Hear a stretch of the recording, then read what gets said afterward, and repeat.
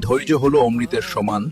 পরনিন্দা এবং পরচর্চা ত্যাগ করব। আজ প্রভাতে যে নেবে আমার নাম, পূর্ণ হবে তার মনস্কাম।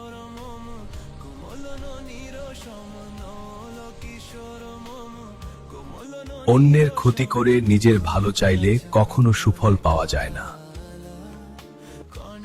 মনকে শান্ত রাখ, অশান্ত মনে সঠিক সিদ্ধান্ত নেওয়া যায় না।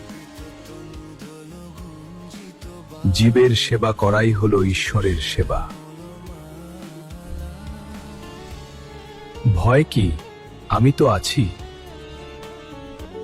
বিপদে ধৈর্য ধরাই হলো আসল বীরত্ব।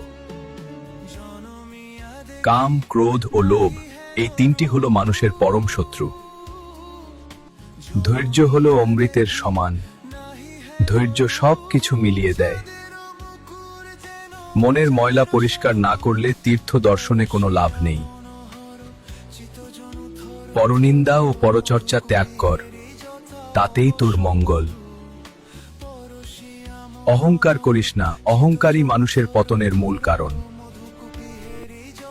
ক্ষমা করতে শেখ, ক্ষমা করাই হলো বড় ধর্ম।